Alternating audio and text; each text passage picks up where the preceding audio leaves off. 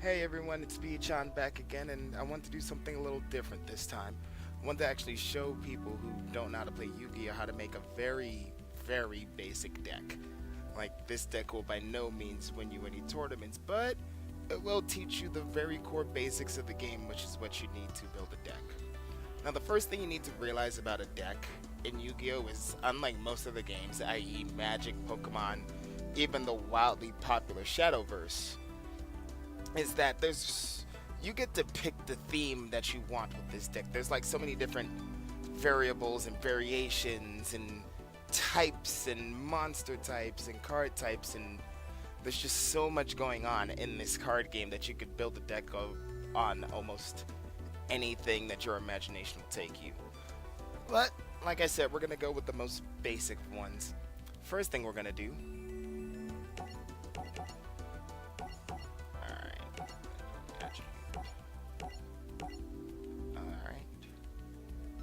Filter, that's what I need.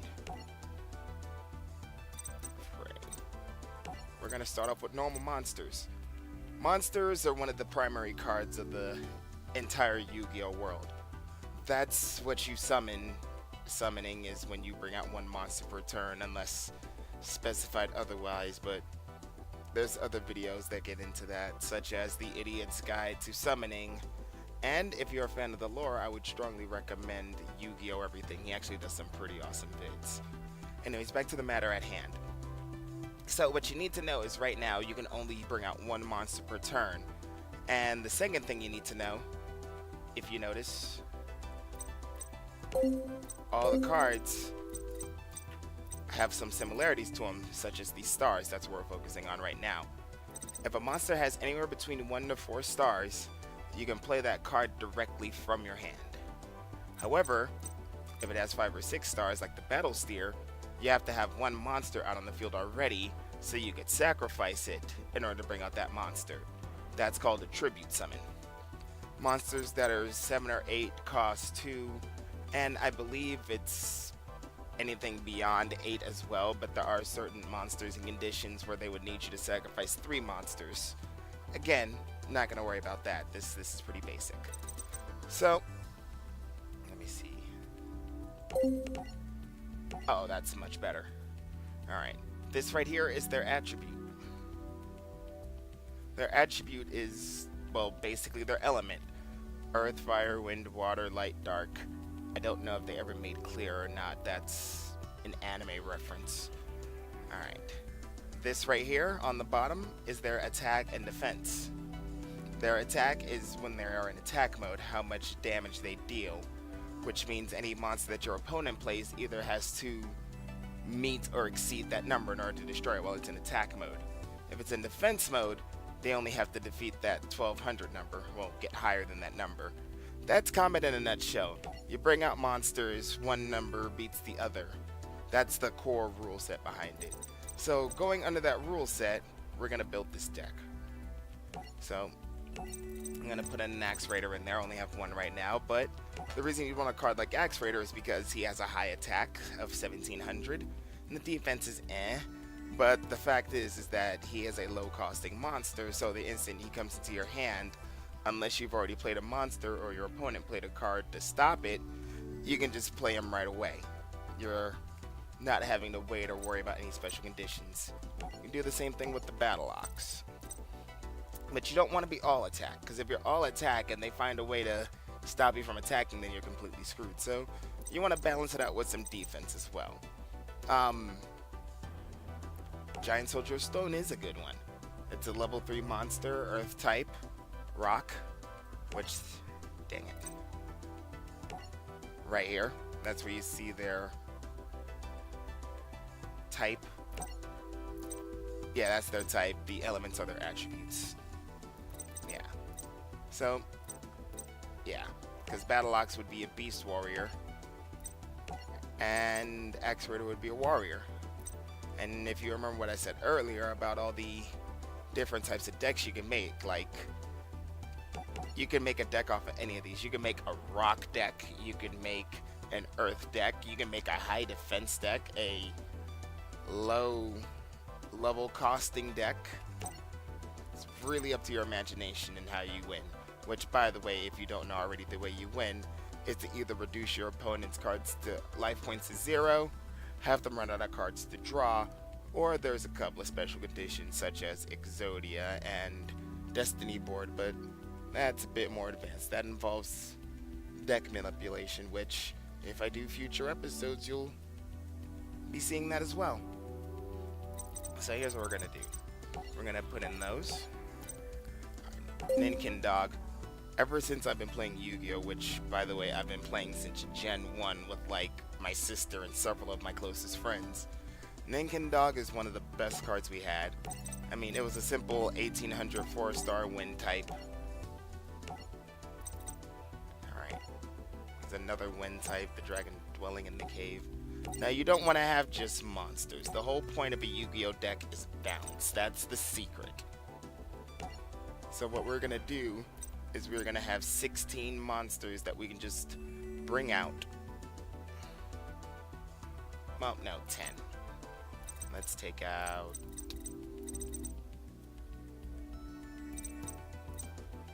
I guess I don't really need the Battle Ox. What do you count at? Oh, actually, no. Because as you can see, there is a theme there. Wind, Beast, Earth, or sorry, Beast Warrior. So my attacking ones have something in common. My defense ones, not so much. So if that's the case, I'm going to get rid of him. So we're going to get a little bit more technical with the monster cards. That was the normal types. Now we're going to look at effect types. Effect type monsters are monsters that when they come out, or when they're in your hand, or when they're destroyed, do something special. I'll stick with the tried and true one, Copycat. When this card is summoned, target one face-up monster your opponent controls. This card attack becomes the original attack and defense of this monster. So, say you're coming across a blue eyes white dragon, and there is no way in hell you're going to be able to summon a high level monster to stand up to it. Copycat would be excellent to have in your deck to deal with it. Even if you just destroy your card and the blue eyes at the same time with an attack, which is called Simo in the community, it still benefits you because that blue eyes is gone. So you want to keep things like that in mind. Here we go, here's another good one. Dark Resonator. Once per turn, this face-up defense position monster card cannot be destroyed by a battle or card effect. That basically means, in layman's terms, your opponent has to kill that card twice in one turn to get it off the field. It's a good way to slow them down, give you time to mount a counter attack. What else do we have here? Huh, I might put that in my plant deck.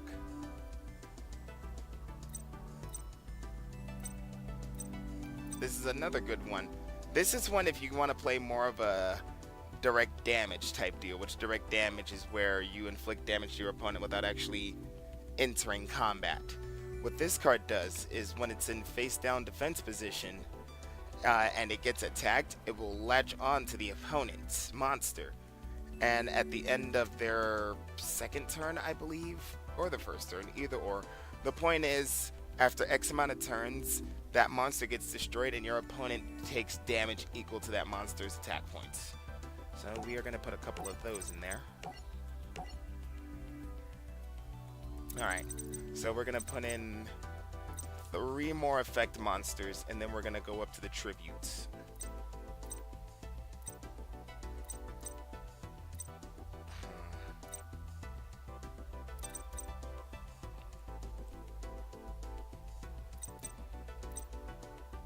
Oh, here's another example of what I was talking about with the deck building. Like UFO Turtle's a fire type. When this card is destroyed by battle and sent to the graveyard, you can special summon 1 fire type monster from your deck with 15 attack points or less in attack position.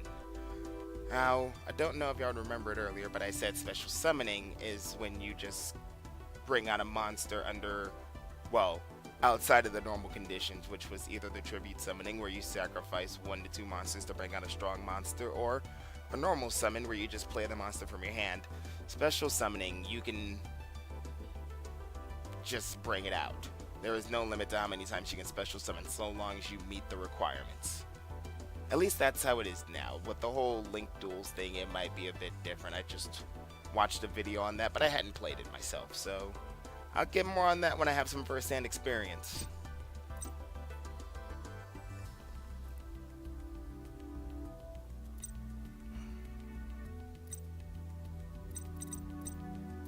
Alright. Maybe.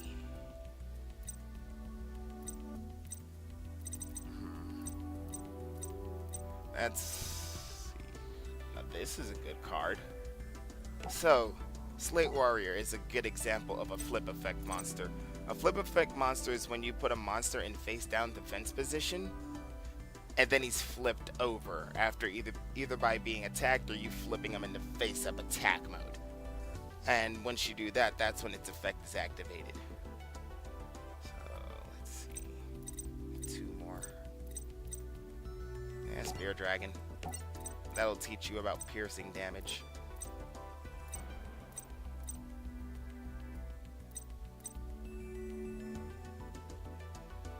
No.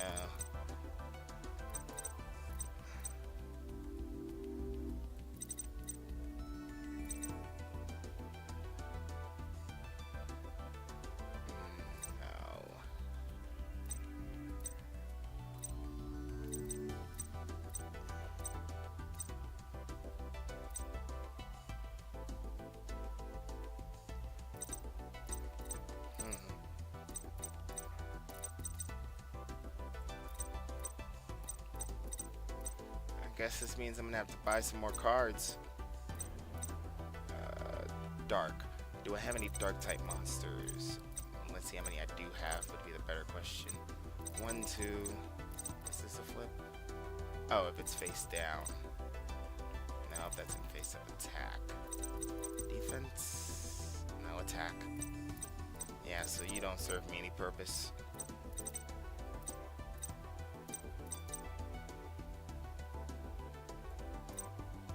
Oh, there we go. That's one.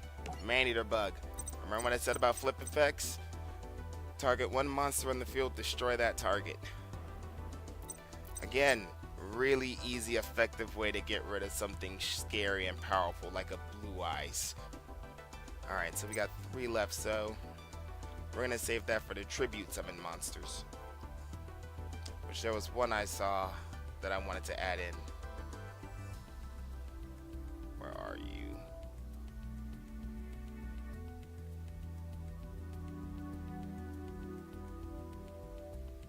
There we go. It's tricky. Now, this one's another special summon card. I can special summon this card by discarding 1 card in my hand. Alright. So now that I got that done. Now, what I personally like to do with my tribute monsters was I went for the ones that cost less, you know, no more than 1, but at least had enough attack to justify it, i.e. your Summon Skull. A 2500 attack monster for 1 tribute is not bad at all. In fact, the more I look at it, all I'm seeing that's worth the crap are like 2 tribute monsters, which I am not going to do.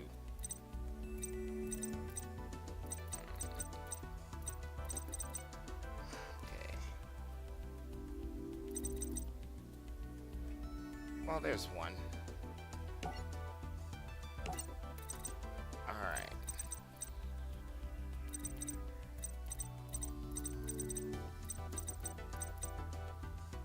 Screw it, I'll put it in the Judge Man. Okay, so that is it for our monsters. Next up, we are going to work on spell cards. Now, what you want to do with spell cards is they have a multitude of uses. And again, it all depends on what you want to do. Like, you can have cards that strengthen your monsters, that weaken theirs, that clear the field, that destroy monsters, that let you draw more, that let you summon more.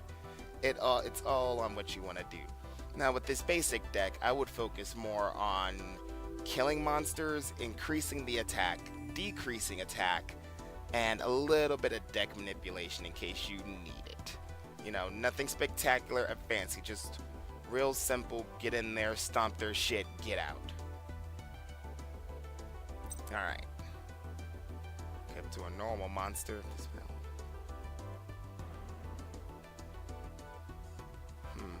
Put that in a maybe pile. See, no. If we had more higher level monsters, this would be useful, but don't really want to justify it for only 3 tribute monsters. Especially when one of them is a monster that you could just like discard a card from your hand to bring out. Makes no sense. Now, Banner of Courage I'll add. During my battle phase, it'll add 200 attack points to all of my monsters. I'll also add in a Black Pendant. That one increases their attack by 500 points, and if this card is sent to the graveyard, my opponent loses 500 life points.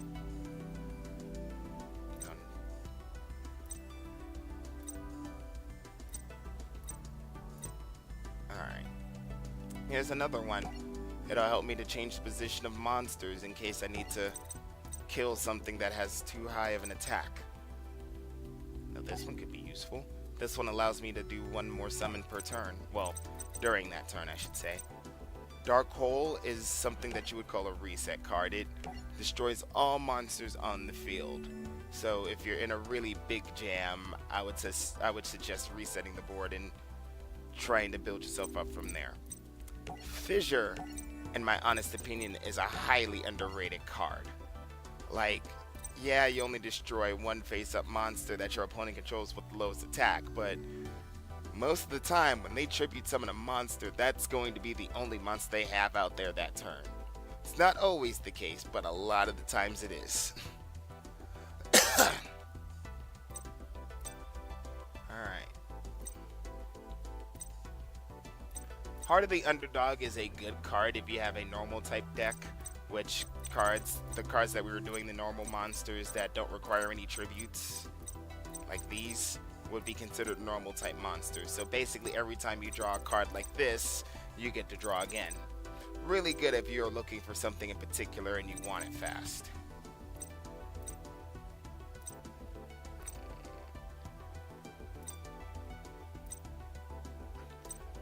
Magical Mallet, that one is a really good card as well. You choose as many cards as you want to shuffle into your deck, and then you draw that many. Mystical Space Typhoon. That destroys your opponent's magic and trap cards. That one is... it's a staple. I can't imagine any deck being truly successful without it. Not saying it's impossible. There's plenty of other magic and trap destroyers out there, but Mystical Space Typhoon is a classic.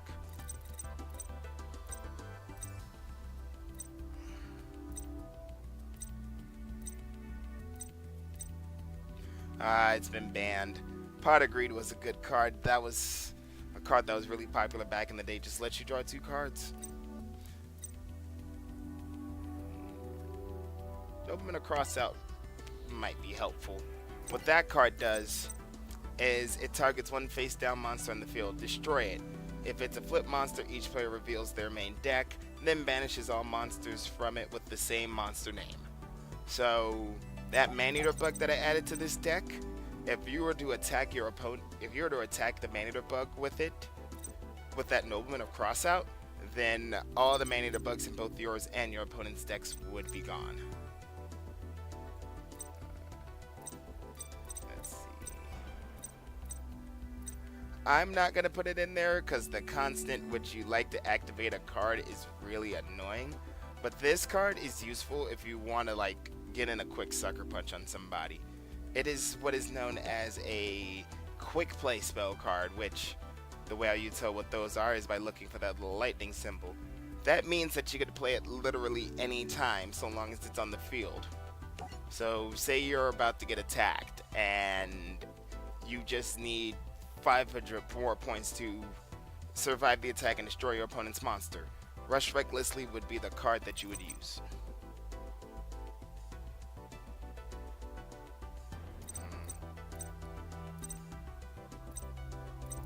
Swords of Revealing Light.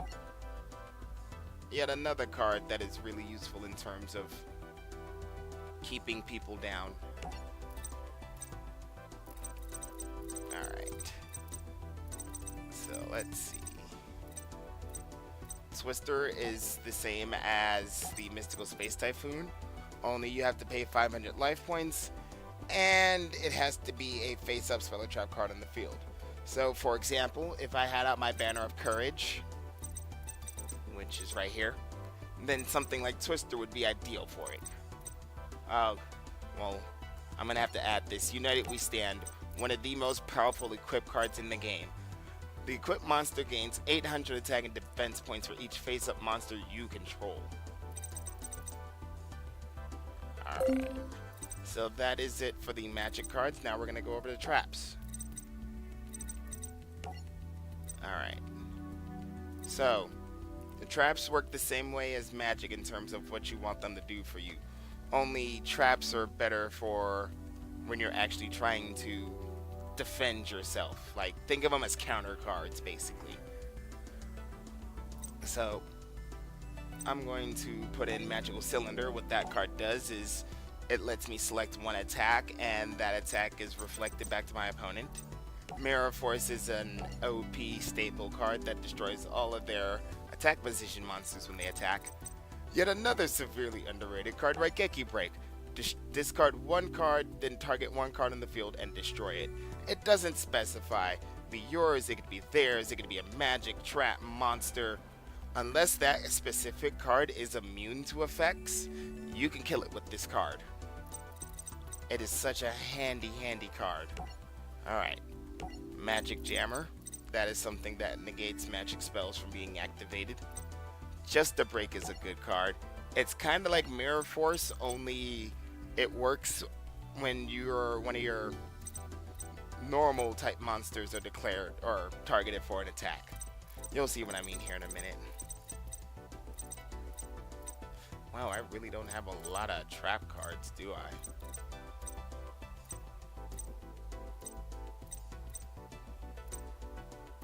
Strike Slash is good. Gives me 700 points in piercing damage, which you'll see here in a little bit. And I will put in a Magazuri. Okay, so how do I...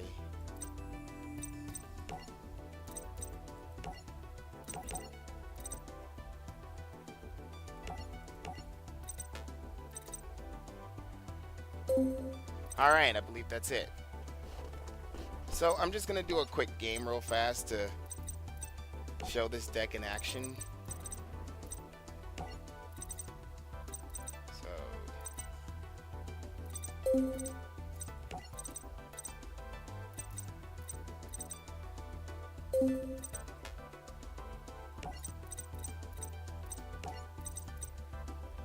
Alright, well I guess I'll deal with Banner. I may or may not win this because I can't remember much about his deck, but he has special summoning monsters. Actually, this is a good test because now I can show you exactly what I mean about the core basics. Alright, I got about 15 minutes to kick your ass before I gotta get ready for work.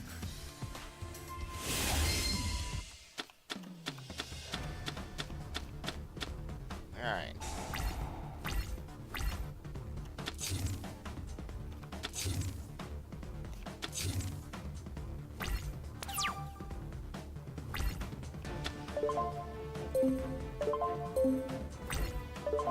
Stop that. Alright, so right off the bat. Now one thing I would like to point out, this deck is not exactly perfect.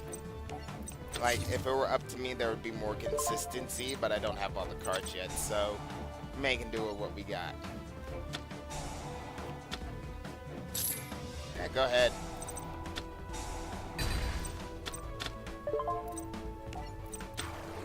Alright, so here's a little deck manipulation for you. Because that card I was going to use to deal extra damage to him next turn. Oh, right, I forgot to shuffle it. Oh well, you saw where I was going with that though. But yeah, now you can see his field is wide open thanks to the cards I played. And he only has one card left. So already we're at a fantastic start.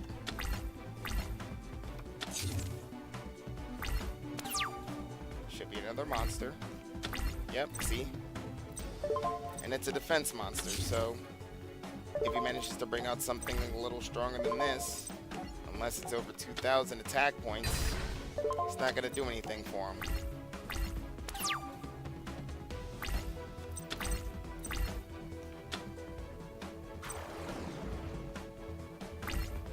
Yeah, see?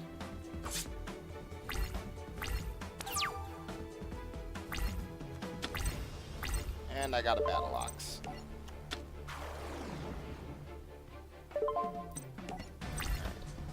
And a pro tip, when you're keeping it basic like this, you want to have the highest numbers up front. Like, since he's in defense mode, they're going to have to defeat 2,000 points. He's in attack mode, so they're going to have to beat 1,800, and he's in attack mode, so they're going to have to beat 1,700. That means in order to be able to kill everything I have right now, he is going to have to bring out something with at least 2,100 attack points, which is really difficult when you're just playing one card at a time. See, something like that'll help.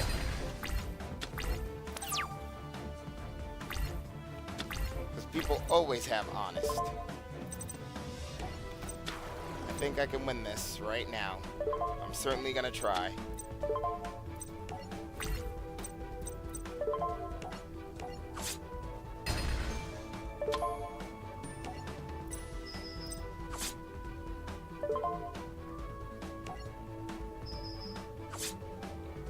Not quite.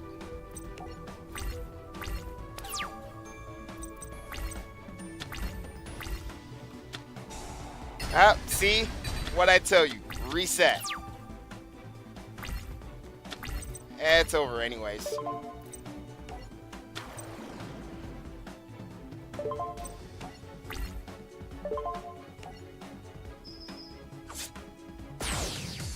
And that is your most basic Yu-Gi-Oh deck.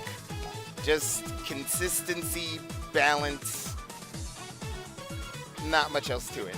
Now the next video I'll do, will actually do a themed one. Don't know what yet. Plant's my thing, but I don't want y'all knowing my plant deck right off the bat. Anyways, this is Beachon saying thanks for watching. Don't forget to like and subscribe, and I will see you guys next time. Peace.